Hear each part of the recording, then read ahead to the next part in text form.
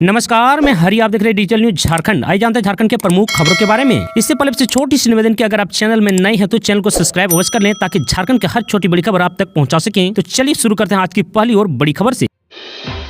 दुर्गा पूजा के बीच राज्य भर के सारे डॉक्टर हड़ताल पर। पाकुड़ की घटना के विरोध में लिया फैसला। दरअसल आपको बता दूं, पाकुड़ सदर अस्पताल में डॉक्टरों के साथ हुई मारपीट की घटना के विरोध में राज्य भर के सारे डॉक्टरों ने आज 11 अक्टूबर से अनिश्चितकालीन हड़ताल पर जाने का निर्णय लिया है। सारे डॉक्टरों के संगठन झारखंड राज्य स्वास्थ्य सेवा संघ के सचिव डॉक्टर मृत्युंजय सिंह ने प्रेस नोट जारी कर 11 अक्टूबर यानी कि आज से अनिश्चितकालीन हड़ताल की जानकारी दी है।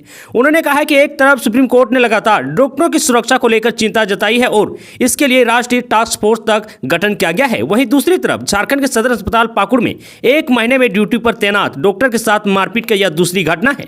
वहां पर शासन अपराधियों पर लगाम लगाने में पूरी तरह विफल रहा है और मामलों को दबाने की कोशिश किया जा रहा है। डॉक्टर मृत्युंजय ने कहा कि 10 अक्टूबर को पाकुड़ जिले के सभी सरकारी और निजी अस्पताल हड़ताल पर रहे, जिससे मरीज परेशान हुए। अब 11 अक्टूबर 2024 यानी कि आज से डॉक्टर राज्यव्यापी कार्य बहिष्कार करेंगे। उन्होंने कहा कि दबाव में आकर पुलिस प्रशासन ने अगस्त महीने में हुई मारपीट के आरोपी सोना जोड़ी गांव के समद शेख को गिरफ्तार कर मामले को गुमराह करने का प्रयास किया है। दुर्गा पूजा के पावन अवसर पर संगठन ने आंदोलन की स्थिति से बचने का पूरा प्रयास किया, लेकिन मारपीट के तीनों आरोपियों की अब तक गिरफ्तारी नहीं होना उन्हें कड़ा निर्णय लेने को मजबूर करता है। झासा अध्यक्ष डॉक्टर पीपी शाह ने कहा कि अब सिर्फ आश्वासन से काम नहीं चलेगा। चिकित्सकों के साथ हो रही मारपीट को लेकर संगठन काफी गंभीर है। यही कारण है कि 11/10/2024 यानी कि आज से झारखंड राज्य के सभी सरकारी चिकित्सक अनिश्चितकालीन कार्य बहिष्कार पर रहेंगे। यह बहिष्कार 3 आरोपियों की गिरफ्तारी होने तक जारी रहेगा। मुख्यमंत्री मैया सम्मान योजना की चौथी किस्त इस दिन होगी जारी। सीएम हेमंत सोरेन ने बताई खुद ये बात। दरअसल आपको बता दूं, मुख्यमंत्री हेमंत सोरेन ने मैया सम्मान योजना को लेकर एक और खुशखबरी दी है। उन्होंने कहा है कि उन्हें बहुत खुशी है कि उनकी सरकार ने 51 लाख बहनों के खाते में मुख्यमंत्री महिला सम्मान योजना की तीसरी किस्त जमा की है। अब छठ पूजा के पावन अवसर पर चौथी किस्त भी राज्य की महिलाओं तक पहुंचेगी। यह केवल एक योजना नहीं बल्कि हमारी बहनों के सशक्तिकरण की दृढ़ प्रतिज्ञा है। उन्होंने सभी को विश्वास दिलाते हुए कहा है कि हर झारखंड वासी की उन्नति उनकी सरकार का लक्ष्य है। हमने शुरुआत की है पर यह केवल आरंभ है। सीएम सोरेन ने आगे कहा कि जेल से लौटकर पिछले 3 माह में उनकी सरकार ने काफी तेजी से काम किया है और आगे हम इस गति को और तेज करेंगे। उन्होंने कहा है कि सबके साथ मिलकर झारखंड को देश के अग्रणी राज्यों में शामिल करेंगे। और वहीं सीएम हेमंत सोरेन ने कहा कि शक्ति रूपा के रूप में हमारी महिला जनप्रतिनिधियों ने मुख्यमंत्री मैया सम्मान योजना की मंगलवार को तीसरी किस्त जारी की है। आपको बता दूं, मैया सम्मान योजना में पहली किस्त रक्षाबंधन, दूसरी किस्त कर्मा पर्व और तीसरी किस्त नवरात्रि दुर्गा पूजा के अवसर पर दिया गया है और चौथा किस्त छठ पूजा के पहले सभी बहनों के खाते में डाले जाएंगे। हेमंत सरकार की फ्लैगशिप योजना पर भारी पड़ रहा है बीजेपी की गोगो दीदी योजना। दरअसल आपको बता दूं, झारखंड में हेमंत सोरेन के नेतृत्व में चल रही महागठबंधन की सरकार अपने करीब 5 वर्ष के कार्यकाल में जन कल्याण की कई योजनाएं शुरू करने का दावा करती रही है। जिस मुख्यमंत्री मैया सम्मान योजना को झारखंड मुक्ति मोर्चा विधानसभा चुनाव में गेम चेंजर बता रहा था, उसके जवाब में भाजपा ने जब गोगो दीदी योजना को पंचप्रण में शामिल किया, इसका फॉर्म भरने के लिए आधी आबादी में दिख रहा उत्साह के चलते झारखंड मुक्ति मोर्चा को हर साल 30,000 रुपए के वादे वाली JMM सम्मान योजना लाने के लिए सोचने को मजबूर होना पड़ा है।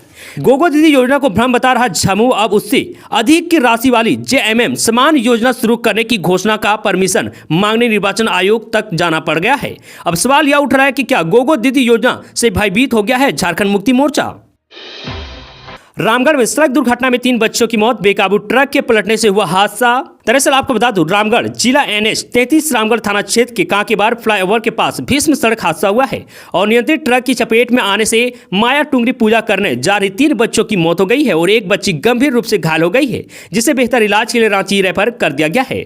परिजनों और प्रत्यक्षदर्शियों के मुताबिक रांची की ओर से घाटी होते हुए चावल लदा ट्रक जैसे ही कांकेबार फ्लाईओवर के पास पहुंचा, इस दौरान वह बेकाबू हो गया क्योंकि रांची पटना मुख्य मार्ग पर पहले से ही कुछ दूरी पर एक कंटेनर दुर्घटनाग्रस्त थी और उस लेन में गाड़ियों की लंबी कतार लगी हुई थी। इस जाम को देखते हुए चालक ने ट्रक को रांची जाने वाली लेन में ले गया और इसी दौरान सर्विस लेन के पास सड़क के किनारे पूजा करने जा रही बच्चों को अपनी चपेट में ले लिया। बेकाबू होने के कारण चावल लदा ट्रक बच्चों के ऊपर ही पलट गया, जिससे 3 बच्चियां ट्रक के नीचे दब गई और एक बच्ची का पैर दब गया। इस घटना की जानकारी मिलने के बाद ग्रामीण और पुलिस मौके पर पहुंची और किसी तरह ट्रक के नीचे दबी बच्चियों को निकाला गया, लेकिन घटनास्थल पर ही एक बच्ची मनीषा कुमारी की मौत हो गई, जबकि 3 बच्चियों को अस्पताल भेजा गया, जहां डॉक्टरों ने 2 बच्चियां ममता कुमारी और गुंजन कुमारी को मृत घोषित कर दिया। वहीं एक बच्ची नैना कुमारी की गंभीर स्थिति को देखते हुए उसे रांची रिम्स रेफर कर दिया है। JLKM ने की 14 प्रत्याशियों की घोषणा, अकील अख्तर बने गांडे के उम्मीदवार।